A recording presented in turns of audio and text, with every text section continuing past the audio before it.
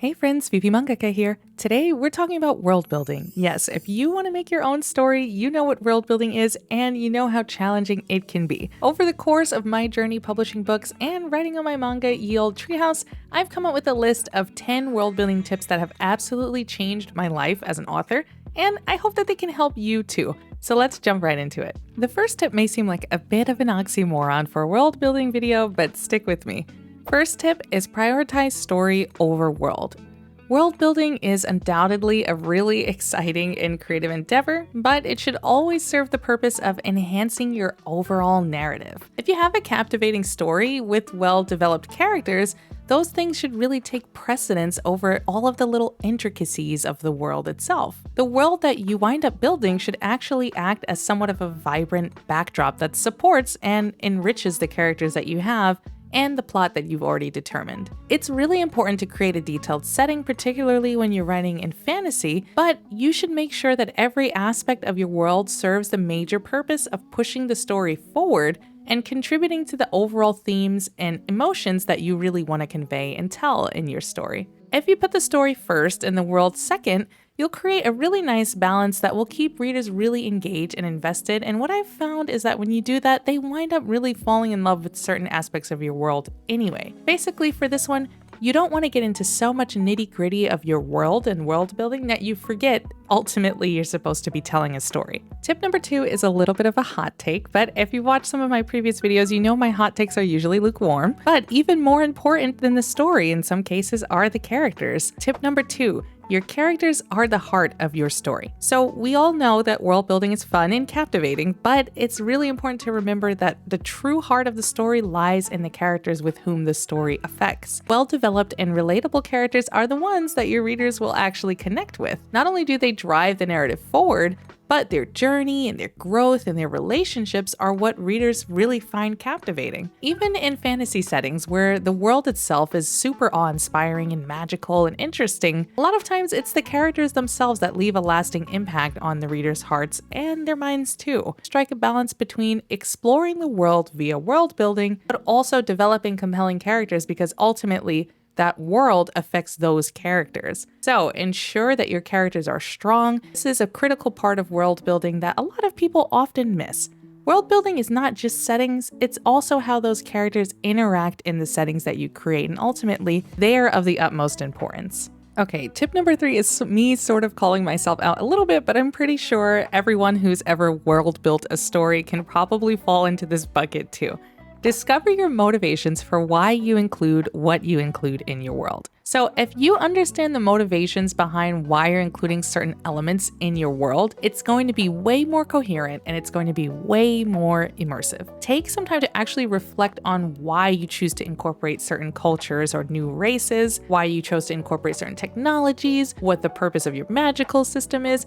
Always keep yourself honest by asking, why do I need this? What does it add to the story? What emotions does it evoke? If you can answer those questions about details that you plan on putting in your story, you're gonna make sure that everything serves some kind of purpose. So you, as the author, have a clear understanding of your own motivations for your world, and that way the person who's reading or watching what you make can feel that cohesive and purposeful story, and it will really enhance the reader's experience with your work. So basically, tip number 3 is, if you can't justify why you're putting it in there, maybe you actually don't need it. Now, for tip number 4, I'm about to seriously contradict myself.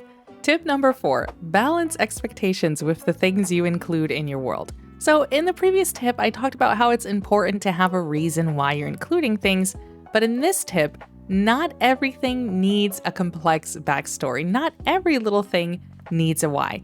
Sometimes leaving certain elements open to interpretation or introducing them subtly, or maybe not even having a reason for why they're there, adds a bit of charm and mystery to your world.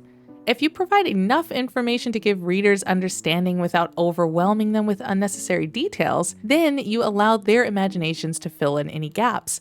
And some things are just better off not explained. You don't need a reason for why trees are pink necessarily in your world. You don't need a reason for every little monotonous detail. This approach kind of invites readers to actively participate in your world building process because they can come up with their own theories for why things are the way that they are in your world. And what that does is allow your readers to be more engaged. So between tip 3 and tip 4, strike the right balance between how much detail is necessary for every element in your world and the things that actually don't need any explanation at all. Tip number 5 is a really interesting one.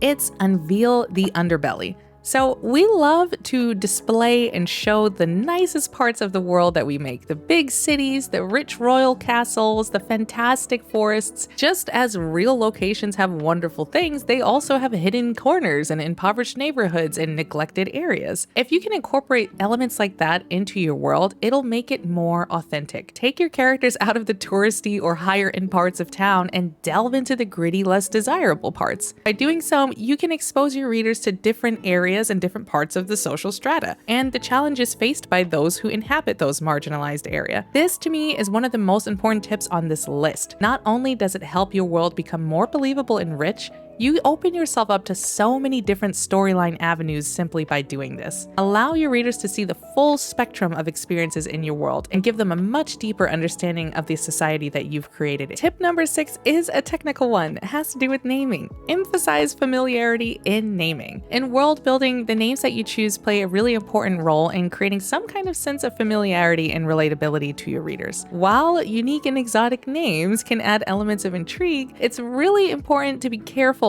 going a little too crazy with your names. If you bombard your world with an excess of unpronounceable or randomly constructed names, it can be really hard for your readers to connect with that story. I know personally, if there's a character that I'm not quite sure how to pronounce their name, it makes it really hard for me to connect with that character. So instead, consider incorporating names that have a certain degree of familiarity to the real world. This could just be with pronunciation, the usage of vowels, things like that. If you can do this, you provide your readers with some kind of an anchor point and make it a little bit easier for them to identify with your world and its inhabitants.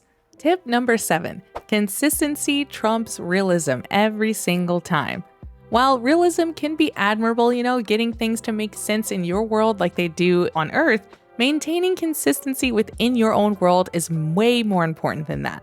Your world may not adhere to real-world physics or logic, but if you can remain internally consistent, it's absolutely crucial for readers to understand the world you made. Consistency basically means that the rules and the systems and all of the cultural elements that you establish remain coherent throughout the narrative of the story. It will really help the readers suspend their disbelief and really get immersed into the world that you made.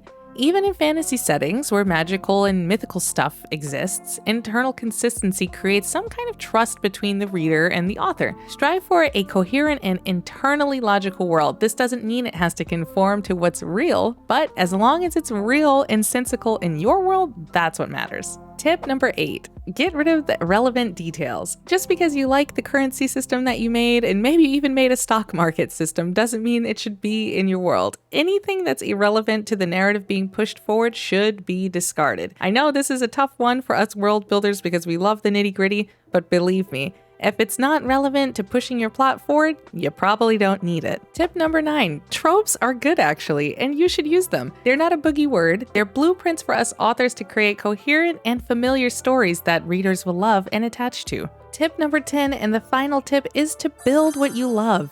Create the things that excite you and make you happy, and don't let anyone tell you what you should make or shouldn't make. It's your world ultimately, and with that power, you should make something that truly speaks to you. If you liked this video, feel free to give a like and subscribe to the channel for more videos like this. I'm Fifi Mangaka, and I talk all about lore, character design, tropes, and all kinds of story writing things as I write my own manga, Ye Olde Treehouse. Until next time, bye!